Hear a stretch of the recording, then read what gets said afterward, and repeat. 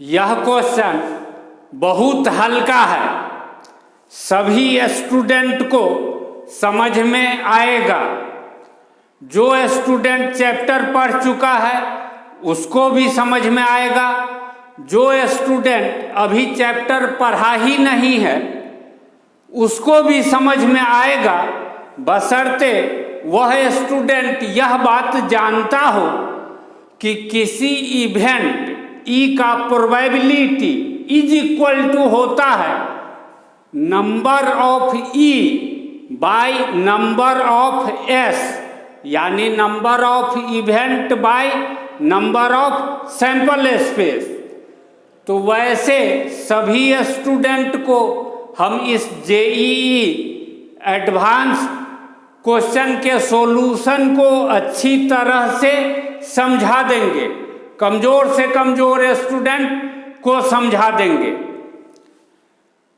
दरअसल इस क्वेश्चन को हम एक बार नहीं सॉल्व करेंगे बल्कि 4 बार सॉल्व करेंगे। एक बार सिर्फ इस इंफॉर्मेशन का यूज करेंगे, किसी फार्मूला का यूज नहीं करेंगे, क्वेश्चन सॉल्व करेंगे। दूसरे बार में इस इंफॉर्मेशन का तथा इस इंफॉर्मेशन का, दो दिए गए इंफॉर्मेशन का यूज करेंगे, किसी भी फार्मूला का यूज नहीं करेंगे, क्वेश्चन सॉल्व करेंगे। तीसरे बार इसमें, इस इंफॉर्मेशन में इस फार्मूला का यूज करेंगे तथा इस इंफॉर्मेशन का यूज करेंगे, क्वेश्चन सॉल्व करेंगे। चौथा बार इस इंफॉर्मेशन में इस फार्मूला का यूज करेंगे तथा इस इंफॉर्मेशन का यूज करेंगे, क्वेश्चन सॉल्व करेंगे। प्रत्येक स्टूडेंट को कोई न कोई मेथड से सॉल्यूशन अच्छी तरह से समझ में आ जाएगा। इसीलिए किसी भी स्टूडेंट को डर से भागने का जरूरत नहीं है, वीडियो अंत तक देखो। सबसे पहले हम समझा देते हैं कि क्वेश्चन में क्या कहा जा रहा है, रैंडम एक्सपेरिमेंट क्या है। क्वेश्चन में कह रहा है एक बैग है जिसमें टोटल नंबर ऑफ बॉल है n। इस total number of n ball में से 3 बॉल व्हाइट कलर का है, 6 बॉल ग्रीन कलर का है, बाकी जितना बॉल बचा हुआ है वह है ब्लू कलर का। तो बाकी बॉल कितना बचा हुआ है, टोटल बॉल n, और यहाँ पर दोनों जोड़ करके 9 बॉल, तो ब्लू कितना बचेगा, n-9।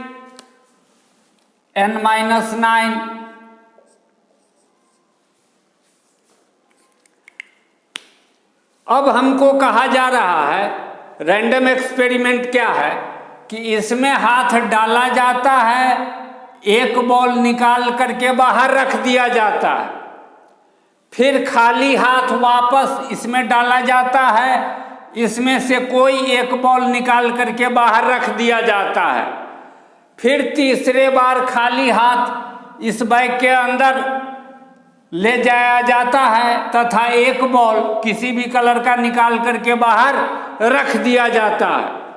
यही है रैंडम एक्सपेरिमेंट। अब यह है initial position, total number of ball n। पहला बार में व्हाइट बॉल निकले, इस इवेंट को W1 से, 1 है पहला बार के लिए, W है व्हाइट के लिए। पहला बार में व्हाइट बॉल निकले, इसको यदि W1 से डिनोट किया जाए तो प्रोबेबिलिटी ऑफ W1 क्या हो जाएगा, व्हाइट बॉल का number 3, total number of ball n, तो 3/n हो जाएगा, 3/n। जब एक व्हाइट बॉल निकल जाता है तो व्हाइट बॉल का नंबर एक कम हो जाएगा और टोटल बॉल का नंबर भी एक कम हो जाएगा। जब पहला बार में बट्टा के नीचे है W1, इसका अर्थ हुआ कि जब पहला बार में एक व्हाइट बॉल निकल चुका है, तब दूसरा बार में G2 2 आ रहा है दूसरा बार के लिए, दूसरा बार में ग्रीन बॉल निकलने का प्रोबेबिलिटी क्या होगा? दूसरे बार में total number of ball bag में n-1, इसमें 6 रंग का ग्रीन बॉल, तो ग्रीन बॉल निकलने का प्रोबेबिलिटी क्या? 6/n-1, 6/n-1। जब एक ग्रीन बॉल इसमें से निकल जाता है तो ग्रीन बॉल का नंबर एक कम हो गया और टोटल नंबर ऑफ बॉल भी यहाँ से एक कम हो करके n-2 हो गया। अब तीसरा बार में इसमें से जब बॉल निकाला जाता है वह बॉल ब्लू कलर का हो, तो ब्लू कलर का बॉल इसमें है कितना? n-9 और total number of ball n-2, तो probability of B3/W1 intersection G2 का अर्थ है कि पहला बार में व्हाइट, दूसरा बार में ग्रीन बॉल निकलने का इवेंट जब ऑकर हो चुका है, तब तीसरा बार में ब्लू बॉल निकलने का प्रोबेबिलिटी क्या होगा? n-9/n-2 के बराबर होगा, n-9/n-2। अब एक तरीका तो साफ साफ दिखाई पड़ रहा होगा सभी स्टूडेंट को कि probability of B3/W1 intersection G2 हमको इतना आ रहा है, लेकिन क्वेश्चन में इसका वैल्यू दिया हुआ है 2/9। दोनों को इक्वेट कर देंगे तो n का वैल्यू निकल जाएगा। निकालते हैं इक्वेट करके, यह होगा हमारा पहला तरीका। इस दोनों के RHS को इक्वेट कर देने पर और इसको सोल्व करने के बाद n का वैल्यू 11 मिला। यही n का वैल्यू पूछा जा रहा था। क्वेश्चन सोल्व हो गया फर्स्ट मेथड से। अब हम सेकेंड मेथड से इस क्वेश्चन को सोल्व करेंगे। रैंडम एक्सपेरिमेंट है। इस बैग में से पहले एक बॉल निकालना, बचे हुए बॉल में से फिर एक बॉल निकालना, बचे हुए बॉल में से फिर एक बॉल निकालना। पहला बार एक बॉल कुल कितने तरीके से निकाल सकते हैं? n तरीके से। जब एक बॉल निकाल लेंगे तो बैग में नंबर ऑफ बॉल बचेगा n-1, तो दूसरे बार में एक बॉल कुल कितने अलग अलग तरीके से किसी भी रंग का बॉल निकले? n-1 तरीके से। जब दूसरे बार में भी एक बॉल निकाल लेंगे तो बैग में नंबर ऑफ बॉल बचेगा n-2, तो तीसरे बार में एक बॉल कितने तरीके से निकाल सकते हैं? n-2 तरीके से। इसीलिए number of sample space n गुने n-1 गुने n-2 के बराबर। यह जो पहला बार में व्हाइट, दूसरा बार में ग्रीन, तीसरा बार में ब्लू वाला इवेंट, पहला बार में व्हाइट का नंबर 3, तो पहला स्थान को 3 तरीके से भर सकते हैं। जब पहला बार में एक व्हाइट निकाल लिए तब बैग में, ठीक है, बॉल बचा n-1, लेकिन इसमें ग्रीन का नंबर है 6, तो दूसरा बार में ग्रीन बॉल कुल कितने अलग अलग तरीके से? 6 तरीके से। जब एक ग्रीन बॉल दूसरा बार में निकाल लिए तब तीसरा बार में ब्लू बॉल कितने अलग अलग तरीके से? ब्लू बॉल बचा हुआ है n-9, तो n-9 तरीके से। तो नंबर ऑफ यह event W1 intersection G2 intersection B3 3 गुने 6 गुने n-9 के बराबर हो जाएगा। किसी इवेंट का probability number of event by number of sample space, लेकिन इसका वैल्यू दिया हुआ है 2/5n, तो इसके जगह पर 2/5n लिखे, इसके जगह पर यह तीनों लिखे गुना करके, और नंबर ऑफ एस के जगह पर यह लिखे। अब यहाँ से हमको दिखाई पड़ रहा है कि दोनों का LHS सेम, तो दोनों का RHS सेम, यानी n-9/n-2 का वैल्यू 2/9 हो जाएगा।